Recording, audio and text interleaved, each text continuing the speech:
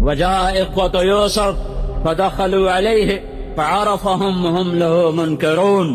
یوسف علیہ السلام کے بھائی جھک گئے، جھوٹ نے ان کا پول کھولا اور سچ سر چڑھ کے بولا، اور یوسف علیہ السلام کے سر پہ عزت کا پرچم لہرایا. جو تاثیر جھوٹ نے یوسف علیہ السلام کے دور میں دکھائی تھی، وہی تاثیر آج جھوٹے انسان، جھوٹا تاجر، جھوٹا حاکم، جھوٹا قاضی، جھوٹا وکیل، جھوٹا بادشاہ، جھوٹا وزیر، جھوٹا افسر، جھوٹی عورت، جھوٹا انسان، جو بھی جھوٹ بولے گا وہی تاثیر آئے گی اور ذلتیں چھا جائیں گی. اور جو سچ کا دامن پکڑے گا، یوسف علیہ السلام کا سر بلند ہوا، جھنڈا لہرایا. آج کا دور 5000 سال کا کہ کتنا فاصلہ ہے، 3000 سال کا فاصلہ ہے، 3500 سال کا. یہ فاصلے سے سچ کی تاثیر نہیں بدلی. سچ عزت پائے گا، سچے کو عزت دلائے گا، اور دینے والا اللہ ہوگا. وہ سچا حاکم، وہ سچا وزیر، وہ سچا قاضی، وہ سچا وکیل، وہ سچا طبیب، وہ سچا تاجر، وہ سچا ذمہ دار، وہ سچا مرد، وہ سچی عورت، وہ سچا مزدور، وہ سچا ملازم، جو سچ کا سہرا پہنے گا اللہ اسے عزت دے گا. یہ تاثیر نہیں بدلی.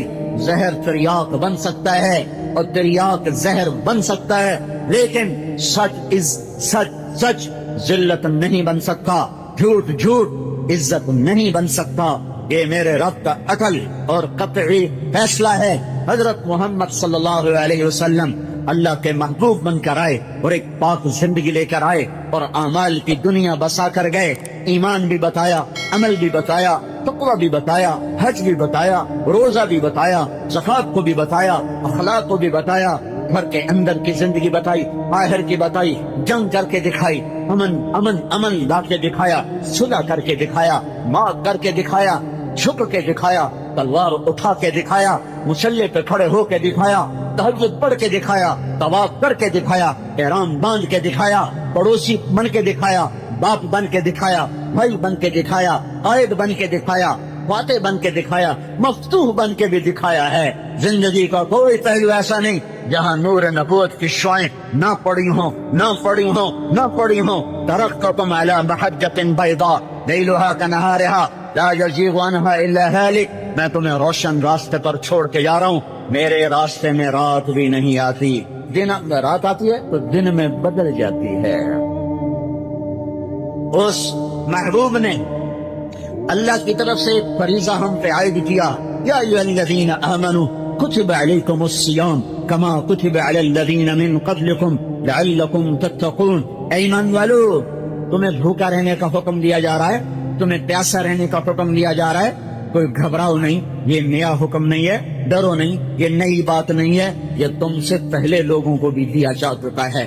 یہ تم سے پہلے لوگوں سے بھی مطالبہ کیا جا چکا ہے. یہ ایک عمل آیا، اسلام کے 5 ارکان میں سے ایک رکن بن کے آیا. بنی الاسلام علی 5. اسلام کی بنیاد 5 چیزیں ہیں. کلمہ شہادت ہے، نماز ہے، روزہ ہے، زکات ہے، حج ہے. 2 کام مالداروں کے ہیں، زکات اور حج. 3 کام تمام کا ہے، امیر غریب ہو، مالدار ہو، عورت ہو، مرد ہو. ایمان بھی فرض، نماز بھی فرض، روزہ بھی فرض ہے. اور رمضان کے مہینے میں ہے، یہ مقدس مبارک مہینہ ہے. اللہ تبارک و تعالیٰ نے پہلی امتوں پر بھی اس کو فرض کیا، ہم پر بھی فرض کیا.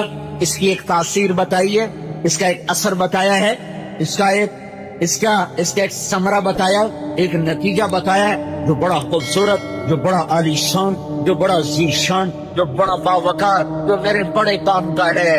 دنیا میں سب سے زیادہ میری وہ ضرورت پوری کرنے کا سامان بن جاتا ہے. ایمان والو، روزہ رکھو. تم سے پہلوں نے بھی رکھا تھا. تمہیں بتا دوں، پہلوں کا روزہ اور تھا، ہمارا اور ہے. پہلوں کا روزہ تھا 24 گھنٹے، ہمارا روزہ ہے 12 گھنٹے، 8 گھنٹے، 9 گھنٹے، 10 گھنٹے، 14 گھنٹے. شام کو بھی کھاؤ، سحری میں بھی کھاؤ، افطاری میں بھی کھاؤ، سحری میں بھی کھاؤ. کھانے پر کیا اجر ہے، پر اس امت پہ اللہ کی کرم نوازیاں ہیں کہ میرے رب نے، میرے نبی نے فرمایا کہ اللہ تعالیٰ سحری کھانے والوں پر اپنی رحمت کو اتارتا ہے.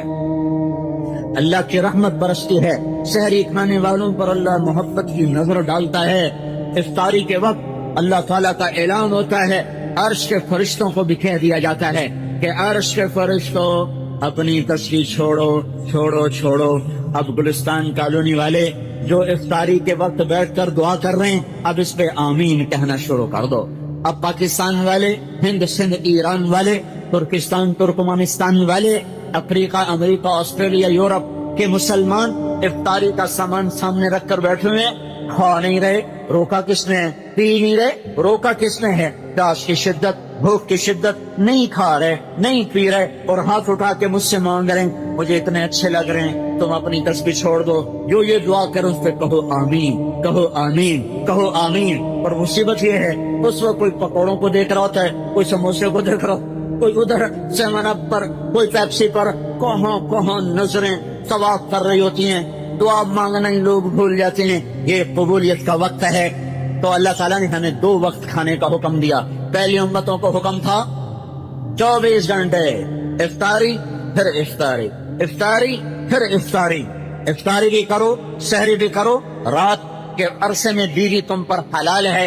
पहली उम्मतों पर इफ्तारी से इफ्तारी, रात को भी बीवी हराम, दिन को भी बीवी हराम। 24 घंटे पूरा महीना बीवी के करीब नहीं जा सकते हो। इस उम्मत के लिए आसानी सहूलत, सुरमत इब्न कैश रजी अल्लाह ताला अन्हु एक सहाबी हैं, वो ऊंट चराने गए। पहला हुक्म आया रोजे रखो, 24 घंटे का रोजा होगा, 24 घंटे का रोजा, इफ्तारी पर इफ्तारी। ये ऊंट चराने गए और वक्त कैसे खत्म होता था? जो इफ्तारी के वक्त में खा के सो गया, फिर उठा तो रोजा शुरू। जब तक वो सोता नहीं रोजे का वक्त है, यूं सोया रोजे का वक्त खत्म हो गया। सुरमत इब्न कैस रज़ी अल्लाह तआला अन्हु ऊंट चराने वाले हैं, बद्दू हैं। ऊंट चराते चराते चराते वापस आते हैं और इफ्तारी के वक्त आकर बीवी इफ्तारी का सामान तैयार करती हैं और ये ऐसे दराज होते हैं, इनको नींद आ जाती है। सूरज छुपता है, आंख खुलती है, हाय इफ्तारी तो गई। फिर रोजे पर रोजा। अगले दिन जो फिर रोजा रखा तो जब उनकी कमर टूटी और भूख ने आके बेहाल किया, या रसूल अल्लाह हलाक दो, या रसूल अल्लाह मैं हलाक हो गया, मेरे बस में नहीं है रोजा, मैं कैसे पूरा करूं, मेरे साथ ये हो गया। बस बस बस उसी वक्त मेरे अल्लाह का हुक्म आ गया, उसकुलू वश्रबू हत्ता यतबय्यन लकुमुल खैतुल अब्यद मिनल खैतिल अस्वद थम्मा अतिम्मु सियाम इलल लैल। हाँ, हम तुम्हारी कमजोरी देख रहे हैं, चलो इजाजत है इस महबूब के चेहरे के तो पहले हम तुम्हें इजाजत देते हैं, इसकी मोहब्बत की वजह से हम तुम्हें इजाजत देते हैं। सहरी भी खाओ, इफ्तारी भी खाओ, सो के भी खाओ, उठ के भी खाओ, जब तक सुबह सादिक का वक्त नहीं होता खाते रहो, पीते रहो, खाते रहो। अल्लाह ताला ने क्या कमाल कर दिया इस उम्मत पर। रोजा भी रखो, बात भी करो। पहली उम्मत का कितना शदीद रोजा है, रोजा भी रखो, बोलो भी मत, सच भी नहीं बोलना, झूठ तो झूठ है, लब बंद। खाने का भी रोजा, बोल का भी रोजा है। वो उम्मत सच भी बोलती थी तो उनका रोजा टूट जाता था। ये वो उम्मत है, ये झूठ भी बोले तो उनका रोजा नहीं टूटता, खराब हो जाता है, फासिद हो जाता है, अजर कम होता है, रोजा नहीं टूटता। फिर अल्लाह जल्ल जलालहू ने सारे महीनों के नाम अरबों ने रखे ना, मुहर्रम, सफर, रबीउल अव्वल, रबीउल थानी, जुमादल अव्वल, जुमादल थानी और रजब और शअबान और जुल्क़ायदा और जुल्हज, ये सारे नाम अरबों ने रखे हैं। रोजे के महीने का नाम अल्लाह ने रखा है शाहर रमज़ान। शाहर रमज़ान, रमजान का नाम आसमानों से मुंतखब होकर आया है। रोजे के महीने का नाम आसमानों से मुंतखब होकर आया है शाहर रमज़ान अल्लज़ी उन्ज़िल फ़ीहिल क़ुरआन। ये रमजान का महीना है जिसमें कुरान उतरा है। इन्ना अंज़लनाहु फ़ी लैलतिल क़द्र वमा अदराका मा लैलतुल क़द्र। पता भी है इसमें लैलतुल क़द्र भी है। इन्ना अंज़लनाहु फ़ी लैलतिन मुबारका, तुम्हें पता भी है ये मुबारक रात भी इसमें आती है। तुम्हें पता भी है इसका नाम रमजान क्यों मेरे अल्लाह ने रखा है। رمضان کا نام رمضان کیوں رکھا ہے؟ رمضان کا مطلب عجیب و غریب ہے. رمضان کا مطلب ہے جلا دینا، جلا دینا. رمضان کا مطلب ہے جلا دینا. وہ کیا چیز جلتی ہے رمضان میں؟ جب آدمی روزے رکھتا ہے تو پچھلے پورے سال کے گناہ اللہ جلا دیتا ہے. سوا بن گئی، سوا چل گئے، ایک ہوا آئی تو ہر شے لے گئی، سوا بن گئی. رمضان، رمضان. ارے میرے محبوب کی امت، اس نام کے پر غور کرو کہ میں نے تمہیں کیسا خوبصورت نام دیا ہے، اور بشارت بھی سنائی ہے کہ روزے رکھو گے پچھلے سال کے سب گناہ معاف. سب. پہلا روزہ رکھتے ہی، پہلا روزہ رکھتے ہی پچھلے سال کے 30ویں روزے سے لے کر اس روزے تک جتنے کیے تھے صاف. آگ تو جلا کے راکھ بنا دیتی ہے نا.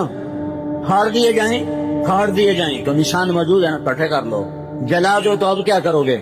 جل گئے، راکھ پھونک ماری اڑ گئے. میرا اللہ روزے رکھنے والے کے گناہوں کو راکھ بنا دیتا ہے. کہ میرے رب نے فرض لکم صیامہ وسننت لکم قیامہ.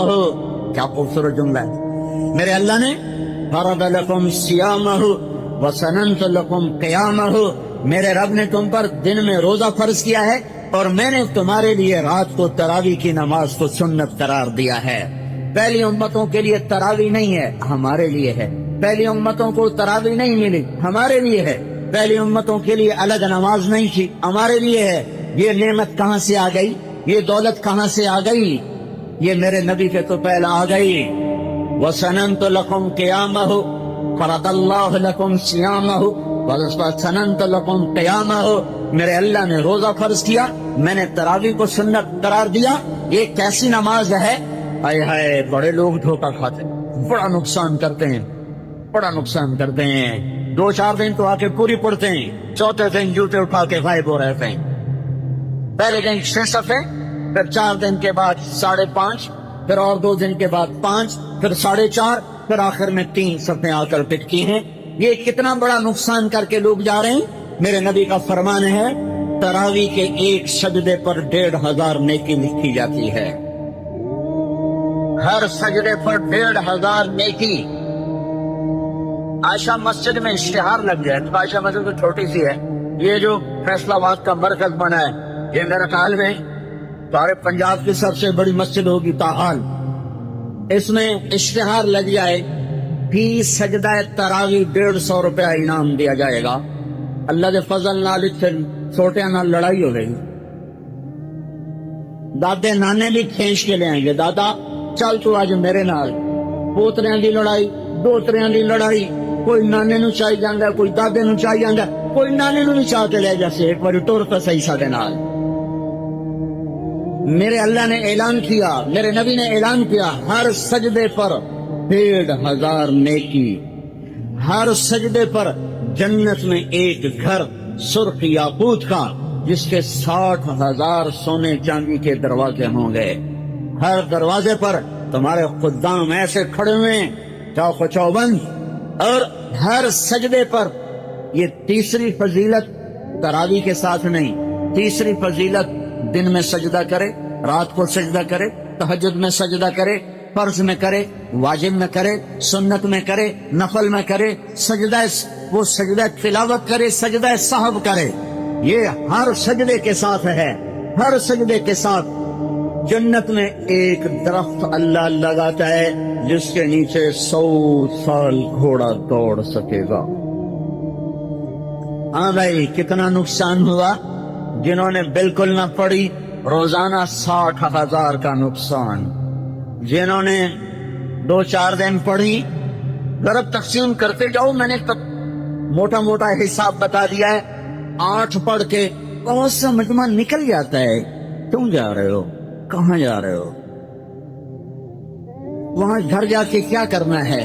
8 تراویح کے بعد مشکل سے پونا گھنٹہ باقی ہوتا ہے، مشکل سے پونا گھنٹہ. تھوڑا سا اپنے آپ کو قابو میں رکھ لو. اتنی بڑی دھن دولت تمہارے قدموں پہ اللہ قربان کرنے والا ہے.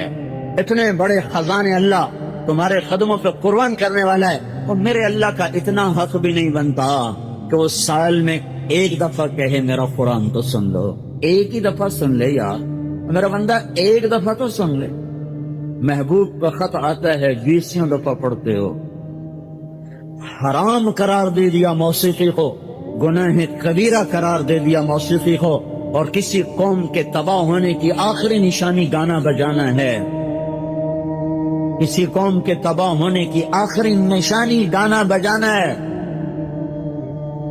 اندھے ہو گئے لکھنے والے کہ موسیقی روح کی غذا ہے.